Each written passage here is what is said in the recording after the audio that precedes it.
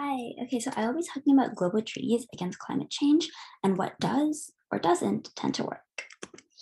So I'll be starting with an introduction, and then I will be talking about some of the more significant climate change treaties, focusing on two of the more current treaties and comparing them to one another. Then I will be talking about the threats to the longevity of these treaties, what normally causes them to fail or to not be as successful as they were intended to be.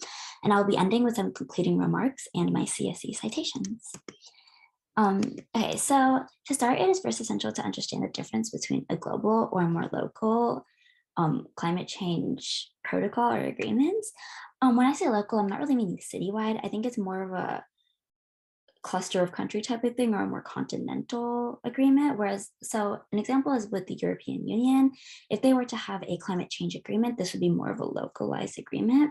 Whereas a global agreement tends to have roughly 170, 180, sometimes even almost 190 different countries involved, hence involving basically the whole globe. And global treaties, though they can get to this in different ways, their main goal is to stop global warming and to decrease the overall rate of climate change. Okay, so one of the most significant climate change treaties is the Montreal Protocol. So this was intended to stop the damage or to mitigate the damage to the ozone layer, and it was adopted in September of 1987. So this decreased the harm to the ozone layer by decreasing the emitted amounts of various chemicals that are notorious for harming the ozone layer.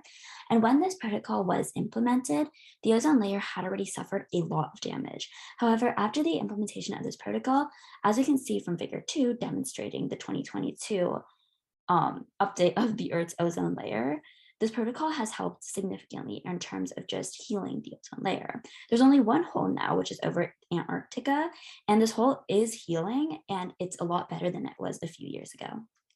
So overall, this treaty is a net success. Then we have the United Nations Framework Convention on Climate Change, which I will be abbreviating as UNFCCC, and that's also its global abbreviation. So this wasn't really a treaty in the same sense as the others. However, this did help by setting a foundation for future treaties by highlighting how the issue is with greenhouse gas emissions and how greenhouse gas emissions are the driving factor behind climate change and behind global warming. And this was in 1992 in Rio de Janeiro. So in 1997, the Kyoto Protocol was adopted and it was ratified in February 2005. So this Kyoto Protocol going off the UNFCCC aims to decrease the global greenhouse gas emissions. However, it mainly focused on developed countries, exempting developing countries such as China and India from the protocol.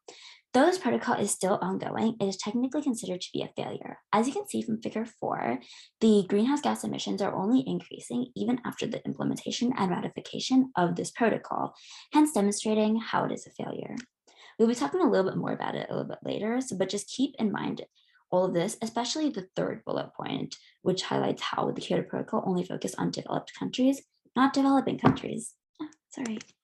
Okay, then we have the Paris Agreement. So it was adopted in December of 2015, roughly almost about 5 years after the Kyoto Protocol, and it was ratified in November of 2016. So the Paris Agreement, unlike the Kyoto Protocol, focused on both developed and developing countries, and like the Kyoto Protocol and the UNFCCC, aimed to decrease the global greenhouse gas emissions. Overall, the Paris Agreement wanted to reach a point of no net change, which essentially meant that the amount of greenhouse gases being emitted into the atmosphere was the same amount taken back in by things like, as we talked about, forest cities. Well, as we learned about. In figure 5, we can kind of see, however, how the Paris Treaty is edging towards the green line in the graph. That's what the Paris Agreement is trying to aim for, where it's a 1.5 degree change. However, the absolute ideal is obviously a 0 degree Celsius change. Okay, so the Kyoto Protocol versus the Paris Agreement. Why is one more successful than the other? So the main issue lies in how the Kyoto Protocol only focused on developed countries, not developing countries, whereas the Paris Agreement focused on both, believing that both of them were an issue in climate change and in emitting greenhouse gases.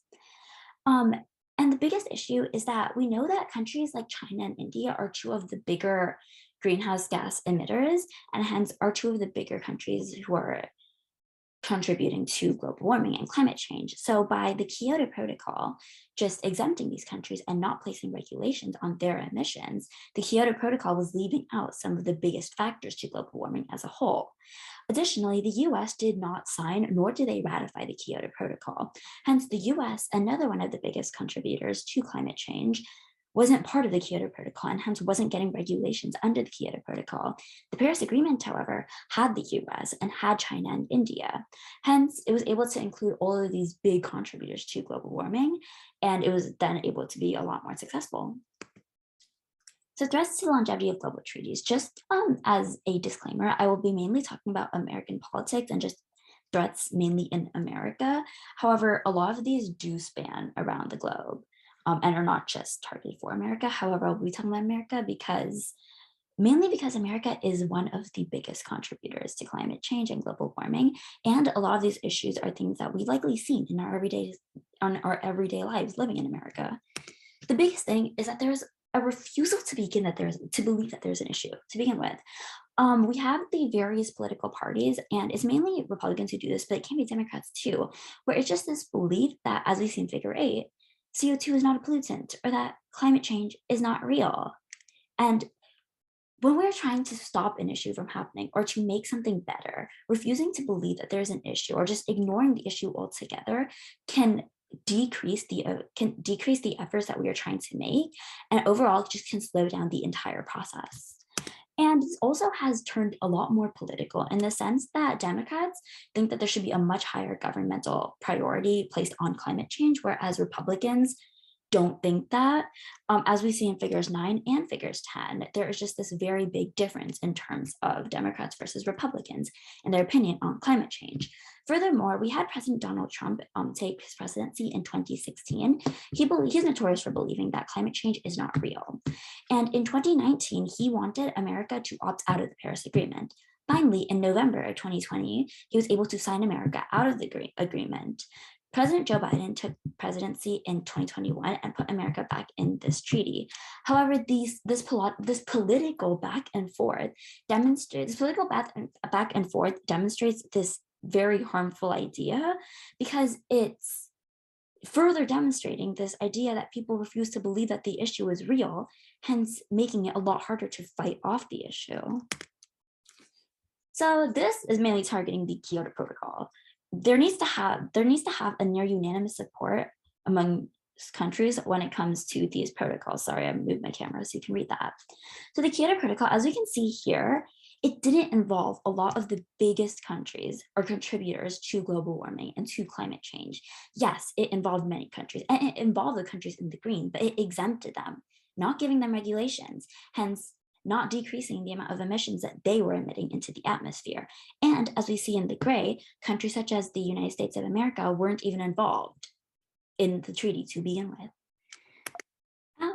Okay, so the next thing is, this is more with the Paris Agreement, is that countries are unable to reach their established targets. So as of now, as of September of 2021, as seen in Figure 12, only one country has actually met its target established by the Paris Agreement, whereas all the other countries, they have not met this 1.5 degree temperature change. Which is bad because if countries aren't able to meet this agreement, then that means that although countries are getting there, this agreement is still technically failing, and treaty established targets are not necessarily enough. So this is kind of highlighting back to our previous slide, where there was only one country that was able to reach that 1.5 degree change in temperature. However, as we see here, the 1.5 degree change in temperature, yes, that is the Paris Agreement goal, but the main thing that would help the globe the best is a 0 degree temperature change. And we only have one country that's at the 1.5 degree temperature change, whereas every other country is above that. So this means that yes, there are treaty established targets, and yes, countries are meeting these targets. However, these targets aren't enough, and countries aren't meeting them fast enough. Also, the one thing that I almost forgot to say is that most of these countries are aiming to meet the goal by 2030. However, countries like China are only planning on meeting this goal in 2050, which that's 30 years, almost 30 years. And it's debatable of whether we have those 30 years left. So a conclusion. what can be done? Honestly, the main thing that we have to focus on now is educating ourselves and realizing that climate change is real. Because once we can do that, we can open our eyes and just all work together to fix the issue. However, I'm not trying to end this on a sad or depressing note, but this does bring up a very, very important question.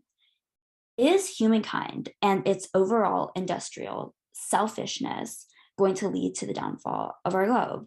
Because this selfishness has driven these treaties down to the ground to the point where they don't work. And yes, treaties like the Montreal Protocol are working, but are these treaties going to be enough? Because the Paris Agreement, it isn't enough as we see so far. So it's really, really important to just ask yourself that and to think about if the globe is going to end because of humankind and our selfishness. It's sad, but it's true. Okay, and these are my citations.